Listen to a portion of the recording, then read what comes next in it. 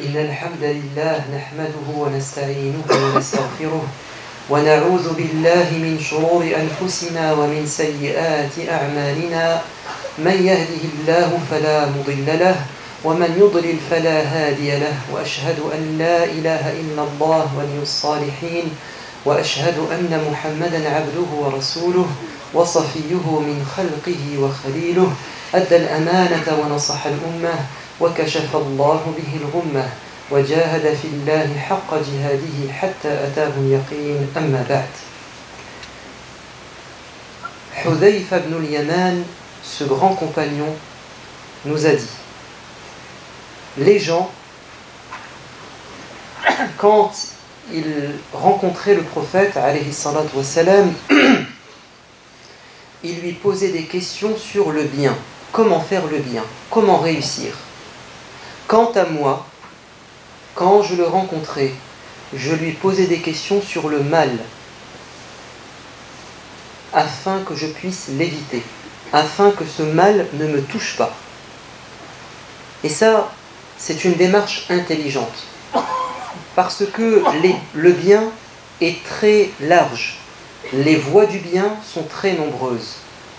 Quant aux dangers, on peut les énumérer, et si on s'écarte des dangers, forcément, nous allons réussir. Mais si on connaît la voie de la réussite, mais qu'on ne connaît pas les pièges, on pourra peut-être être empêché d'arriver à la réussite. Alors, je profite de ce vendredi de vacances, et je vois qu'il y a pas mal de jeunes, du côté garçon comme du côté fille, pour vous parler non pas de la réussite, mais de l'échec. Nous allons faire comme Hudhayfa ibn al-Yaman, nous intéresser aux dangers de la vie. Comment faire pour ne pas réussir? Si vous voulez échouer, il n'y a rien de plus simple. Voici le mode d'emploi. Si tu veux échouer dans ta vie, ici-bas et dans l'au-delà, la première des choses que tu peux faire, c'est d'être paresseux et fainéant. L'oisiveté. Ne pas occuper ton temps par des choses intéressantes. Laisser tes amis, les nouvelles technologies, le portable, les réseaux sociaux, les divertissements, prendre tout ton temps. Là, tu peux être sûr que tu es sur la voie rapide qui te mènera à l'échec. Surtout, fais le moins possible. Réveille-toi très tard, couche-toi très tard, regarde un maximum la télé, les écrans, perds ton temps dans les jeux vidéo et tu verras que les portes de l'échec vont s'ouvrir à toi. Sois le plus paresseux possible afin de ne pas réussir ta scolarité. Et tu verras que dans ta vie, tu vas t'approcher de l'échec. Quand tu te réveilles le matin, fatigué après cette courte nuit, alors, aie un objectif en tête durant la journée, et tu es sûr d'échouer. En allant à l'école, c'est de faire rire tes amis, de paraître, d'attirer le regard des gens, de faire rire la galerie, de manquer de respect à ton professeur, de dormir en classe, de déconcentrer tes amis, de faire le clown afin que les gens t'admirent. Là, tu es sûr et certain que tu vas rater ton année et peut-être même rater toute ta scolarité. C'est vraiment le chemin parfait à suivre. Et si tu es une fille, le matin, avant de sortir, aie un objectif en tête. C'est de plaire aux garçons. Ça va te mettre dans un état d'esprit d'échec. Ainsi, quand tu seras en cours, au lieu de tendre l'oreille à ce que dit le professeur, de prendre des notes, eh bien, tu vas essayer de plaire à ton voisin. Et dans la cour, tu essaieras de te montrer, de te pavaner. Et là, tu es sûr d'échouer à l'école. Parce que ce qui va te motiver, c'est simplement d'être belle aux yeux des gens. Et si tu souhaites également échouer à l'école, alors ne fais pas tes devoirs. Quand tu rentres en fin de journée, ta priorité, c'est de t'amuser, de te reposer, de sortir dans la rue et de t'amuser. de répondre aux mails, aux SMS, de poster sur Facebook ce que tu as pu faire durant la journée, de t'intéresser à la vie des autres, de regarder la télé-réalité. Ne fais que ça. Surtout, surtout, n'ouvre pas tes cahiers. Surtout, ne t'avance pas dans tes devoirs, parce que tu pourrais réussir et c'est ce que tu ne veux pas, évidemment. Et puis, n'écoute pas tes parents, ni ceux qui ont de l'expérience, ceux qui sont passés par là et qui regrettent aujourd'hui. Mais dis-leur, t'inquiète, moi, je maîtrise la situation. Je vais me réveiller 1 mois avant les examens, la veille du contrôle, et puis je vais réussir. Et si tu as des difficultés, alors triche. C'est très bien de tricher quand on veut échouer. Et puis si tu veux échouer dans ta vie, surtout fais beaucoup de mal à tes parents, à ta mère en priorité. Parce que le paradis est au pied de la mer, et tu ne veux pas le paradis, tu veux échouer. Alors, manque de respect à ta mère. Ne l'aide surtout pas à la maison, à tendre le linge, à ranger ta chambre, à l'aider dans la cuisine, à faire le ménage. Mais fais en sorte qu'elle ne dorme pas le soir et qu'elle s'inquiète pour toi. Fais en sorte de développer en elle des maladies, tellement tu vas lui causer des problèmes dans sa vie. Ça doit être ta priorité. Fais un maximum de mal à ta maman, afin qu'à un moment donné, elle n'en puisse plus et qu'elle fasse des invocations contre toi. Alors là, tu es sûr d'échouer dans ta vie. Et ton père, surtout, mens-lui.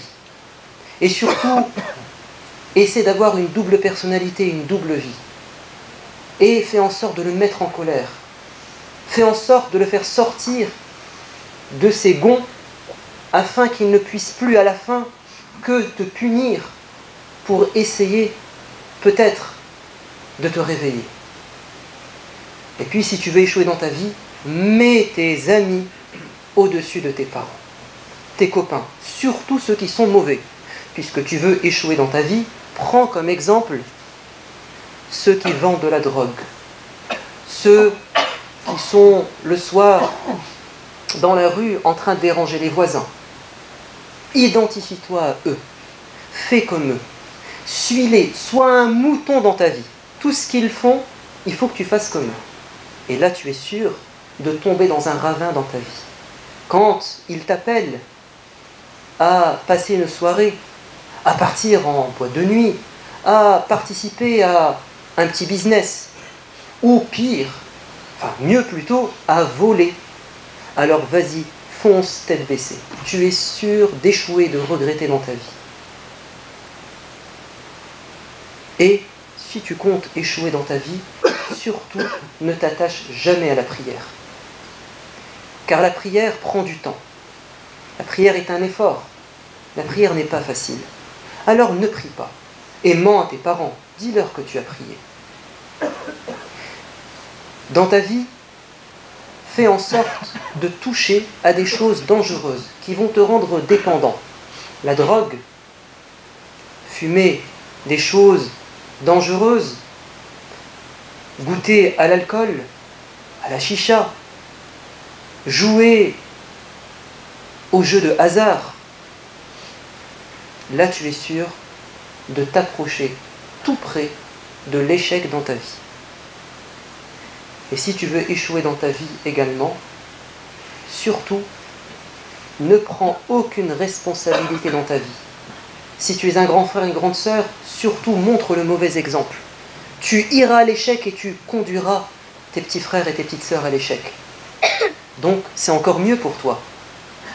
Et sois dans un esprit de profit. Ne cherche surtout pas à avoir une bonne situation financière. Ne cherche surtout pas à gagner de l'argent honnêtement et à avoir un bon poste. N'aie pas comme ambition dans ta vie surtout de prendre en charge tes parents quand un jour ils seront trop vieux. Ou bien ne pense surtout pas que tu peux gagner de l'argent rapidement en faisant des hautes études afin de dire à tes parents qui pendant 15 ans, 20 ans se sont esquintés pour toi, arrêtez de travailler. Je gagne assez d'argent pour vous prendre en charge. N'attendez pas la retraite. C'est moi qui vous propose une retraite dès maintenant. Ne fais surtout pas ça dans ta vie, car ça pourrait te conduire au paradis et à la réussite, et c'est pas ce que tu veux. Et puis, ne pense surtout pas te marier. Ne te marie jamais dans ta vie. Profite. Fais des enfants à droite et à gauche. Vends ton corps. Montre ta beauté. Adonne-toi à tous les plaisirs de ce monde. Ainsi, tu es sûr de perdre dans ta vie. Voilà la recette pour échouer. Si elle vous intéresse, elle est très simple à mettre en pratique. Mettez en pratique tous ces mauvais conseils et vous êtes sûr de perdre dans votre vie. Et ne pense surtout pas que si tu as pris le mauvais chemin, un jour tu pourras te rattraper. Mais sois toujours dans le pessimisme. Dis-toi que si tu as pris le mauvais chemin, jamais Dieu te remettra dans le droit chemin. Que tu ne peux pas te repentir. Que Dieu ne va pas accepter de te récupérer. Mais sois dans le désespoir et la dépression, ou dans le déni.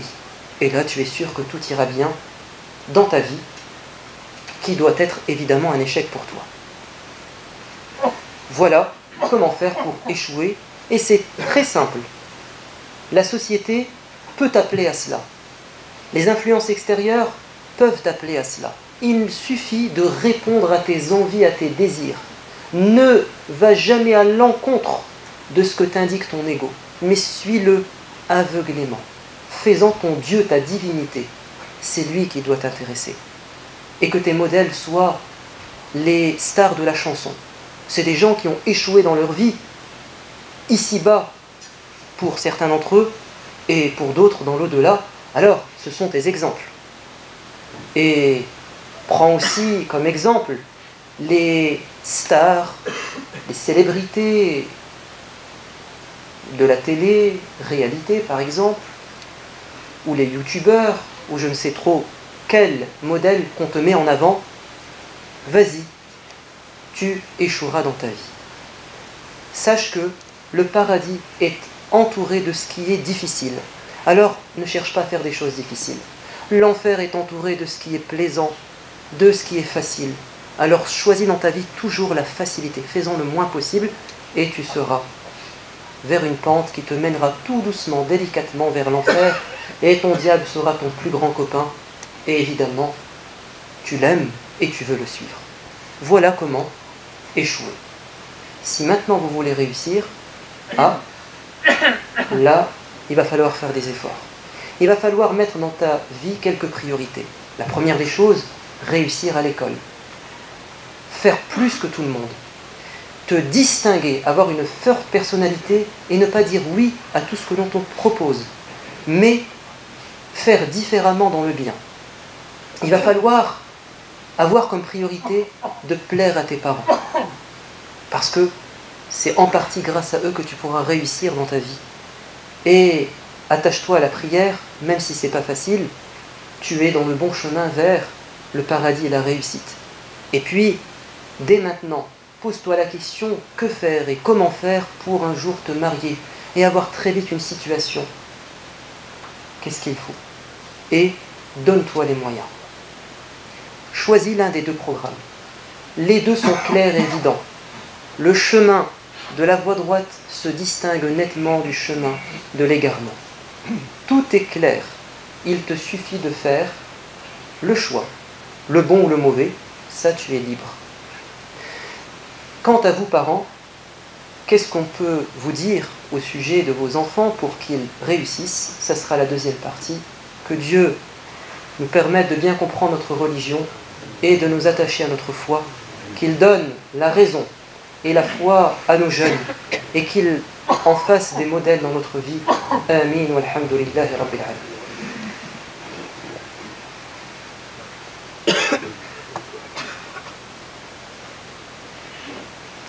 Bismillah wa salatu wa salamu ala rasulillah wa ala alihi wa ashabihi ajma'in. Maintenant, je vais m'adresser aux parents après avoir eu quelques paroles pour les jeunes. Vous avez dans le prophète un excellent exemple si vous voulez réussir en tant que parent dans l'éducation de vos enfants. On va s'intéresser à un aspect de la pédagogie du prophète, celui que Dieu a choisi comme éducateur pour l'humanité. Il avait un talent particulier, c'est qu'il était capable de repérer dans les jeunes qu'ils fassent partie de sa famille ou pas. Parce qu'il n'était pas qu'un père et qu'un grand-père, mais il était aussi un chef d'État. Et il veut le bien de sa société, et il sait que l'avenir est dans la jeunesse, les nouvelles générations. Alors il avait ce talent, le prophète de l'islam, de discerner et de cerner de manière exceptionnelle et très rapide les talents dans les jeunes. Il pouvait très vite repérer dans une foule un élément précoce qui peut servir sa société, sa communauté, sa religion. On le voit par exemple quand, à peine arrivé à Médine, il voit un jeune qui s'appelle Zayd ibn Thabit et il dit « Dites-moi, qui est-ce » On lui dit « C'est un tel ». « Dites-moi, qu'est-ce qu'il connaît du Coran ?» Il veut quelques détails sur sa personnalité, son profil, afin qu'il puisse l'utiliser à bon escient. On lui dit « Ô messager de Dieu, Zayd ibn Thabit a appris tout le Coran qui a été révélé jusqu'à maintenant. » Et là, il comprend qu'il a affaire à un jeune homme ambitieux qui se distingue des autres. Quelqu'un qui a une bonne mémoire.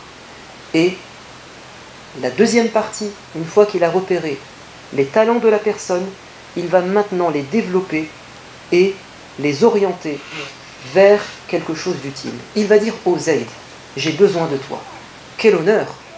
Un chef d'État, un prophète qui a besoin de moi? Oui, que puis-je faire pour toi, ô messager de Dieu? Je suis prêt. Je veux que tu deviennes l'interprète officiel de l'État. Je veux que tu maîtrises la langue des Hébreux, la langue des Juifs, afin que je puisse savoir ce qu'ils disent, ce qu'ils ont dans leurs livres. Et Zayd ibn Thabit, en quelques semaines, il a maîtrisé une nouvelle langue. Et il est prêt maintenant à mettre au service de la société ses compétences.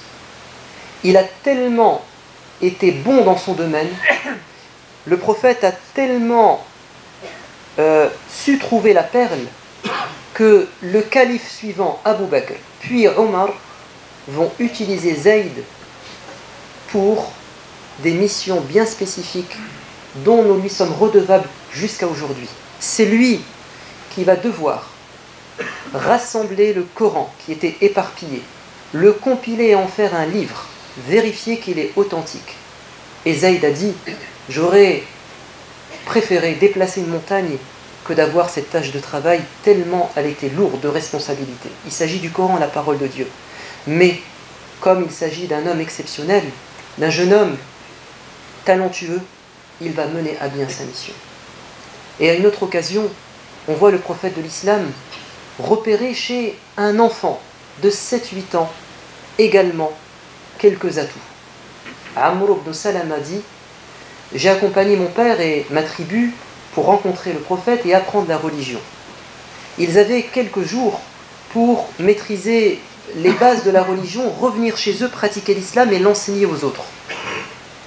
Donc on a besoin de gens qui pendant quelques jours vont se concentrer, vont être éveillés, parce que c'est très rapide. Et après la formation de quelques jours, le prophète va dire « L'imam de votre village, ça sera celui qui a le plus retenu de Coran. » Et il se trouve que c'est Amr ibn Salama qui a 7 ou 8 ans. Et il va devenir l'imam de leur mosquée, là où ils habitaient. Et le prophète, ça ne le dérange pas. Au contraire, il trouve ça très intéressant de mettre en avant un enfant parce qu'on est en train de dessiner pour lui un avenir lumineux. Et on le voit à une autre reprise, recevoir la délégation de Saqif. Et il y avait des adultes et des jeunes. Et les adultes disent « Qui parmi nous va garder les chameaux ? Nous allons rentrer dans la mosquée et on va passer quelques heures aux côtés du messager de Dieu pour apprendre l'islam. » Et le plus jeune d'entre eux, Uthman ibn Abi al-As, se propose, il dit « Je suis le plus jeune, allez-y, je me sacrifie. Mais à une condition, quand vous aurez terminé, laissez-moi au moins parler un peu au prophète. » Ils lui disent « Oui. » Quand ils ont terminé, ils disent, en sortant, « On lève le camp on retourne à la maison. Et Uthman ibn Abi al-As dit, ah non, quand même pas.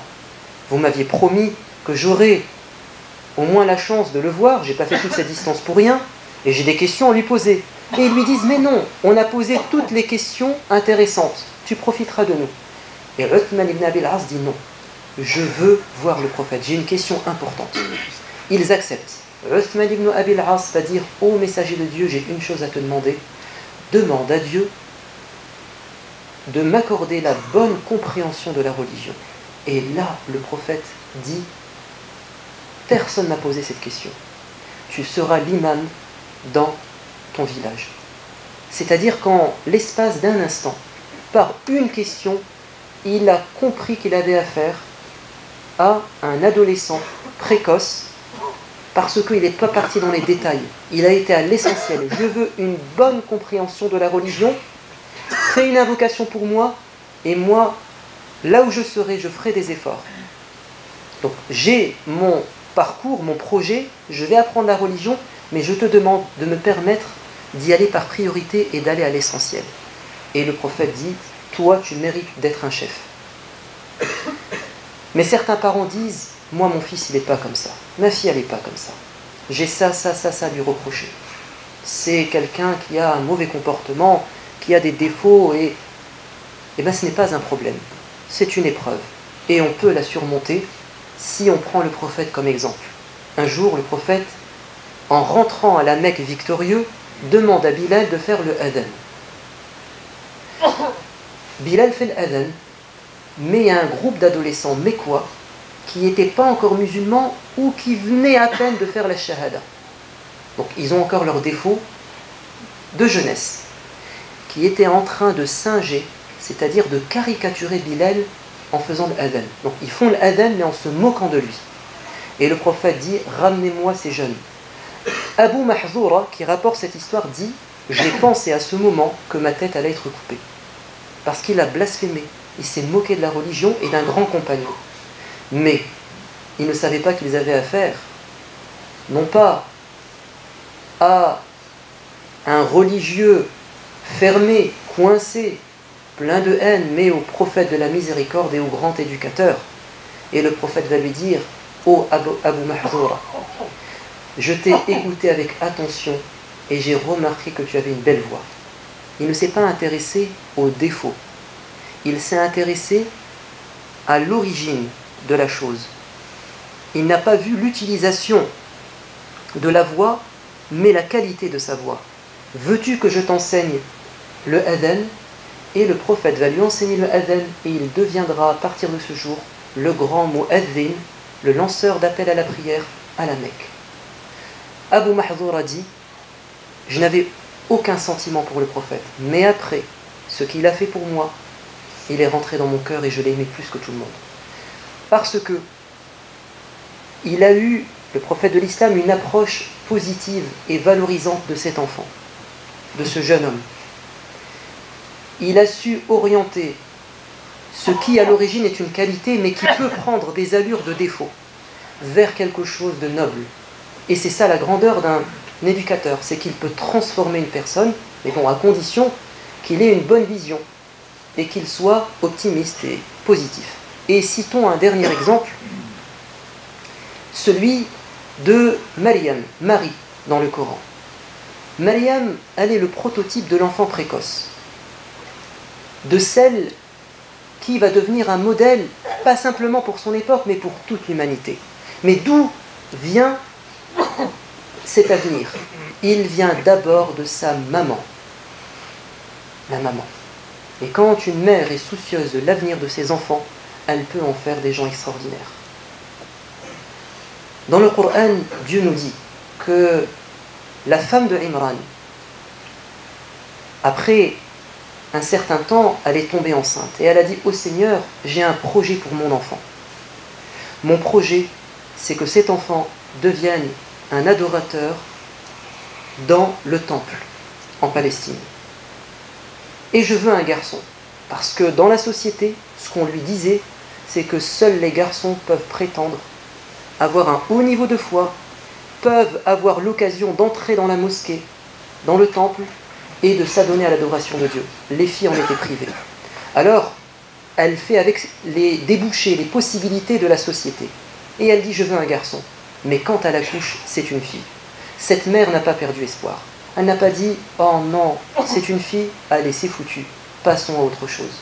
Non, elle est restée attachée à son ambition première et elle va tenter de bouleverser sa société avec l'aide de Dieu et elle va faire de sa fille un modèle pour tous les hommes. Et ça sera la première femme à entrer dans le temple et à adorer Dieu dans le temple et à dépasser les hommes en vertu et en foi. Parce qu'elle n'a pas perdu espoir. Et surtout, elle a fait une invocation quand elle a accouché. Elle a dit à Allah, préserve ma fille et sa descendance, c'est-à-dire Jésus, qu'elle ne connaît pas encore, du diable. Et le prophète dit, grâce à l'invocation de cette grand-mère, Maryam et Isa ont été préservés durant toute leur vie du diable. Donc on a affaire à une maman sincère, qui a compris sa mission sur terre. Je veux que mes enfants deviennent mieux que moi, et je vais tout faire pour les mettre dans ce chemin. Mais ce n'est pas uniquement ça qui l'a aidé. La société elle-même était consciente du potentiel des jeunes. Et Allah nous dit dans la sourate Ali Imran, وَمَا كُنْتَ لَدَيْهِمْ إِذْ يُلْقُونَ أَقْلَامَهُمْ أَيُّهُمْ يَكْفُلُ مَرْيَمَ وَمَا كُنْتَ لَدَيْهِمْ إِذْ يَخْتَصِمُونَ. Je n'étais pas au messager de Dieu auprès d'eux quand ils se sont disputés qui allait avoir l'honneur de parrainer Maryam quand elle allait entrer dans le temple et commencer sa mission. Il fallait la prendre en charge parce qu'elle était orpheline. Le père était mort. Les gens vont se disputer pour avoir l'honneur de financer, de parrainer cet orphelin qui s'adonne à la religion. Parce qu'ils savent que s'ils parrainent un orphelin, Allah sera content d'eux. Deuxièmement, si cet enfant a un avenir dans la religion, tout ce qu'il fera me reviendra en termes de récompense. C'est un investissement extraordinaire. Ils vont se disputer pour cela. Dieu a voulu que ça soit Zacharia qui allait avoir cet honneur. Et Maryam va effectivement devenir un modèle pour l'humanité, et son enfant va devenir un modèle pour l'humanité. Si Zacharia a eu cet honneur, c'est parce que lui-même a dit à son Seigneur, Ya Allah, donne-moi un enfant, alors qu'il était très âgé, que sa femme était stérile, mais il croit au miracle. Ya Allah, donne-moi un enfant, afin qu'il puisse continuer après ma mort, ma mission, c'est-à-dire être un modèle pour les gens. J'ai peur de ne pas laisser de relève après moi. Sa relève, c'est Maryam, mais Allah va même lui accorder un fils de manière miraculeuse, Jean-Baptiste Yahya. Donc il faut être dans un état d'esprit déjà, nous en tant que parents, ne pas désespérer, repérer les talents chez nos enfants, et même s'ils ont parfois des comportements qui peuvent nous exaspérer, sachez que s'ils sont encore jeunes, ce défaut en apparence peut cacher de grandes qualités. À nous d'être pédagogues. Vous avez l'occasion aujourd'hui, puisque nous recevons l'IESH de Paris, de financer l'avenir de certains jeunes qui vont s'inscrire dans cet institut religieux pour devenir des imams. Donc vous avez des prospectus à la sortie, vous pouvez les prendre et vous renseigner sur le projet et faire des dons aux personnes qui seront à la sortie. Mettez de l'argent avec cette intention qu'ils puissent former des futurs Maryam ou des futurs Yahya, c'est-à-dire des modèles dans la religion, et ça vous fera des hasanat jusqu'à la fin des temps, Inch'Allah.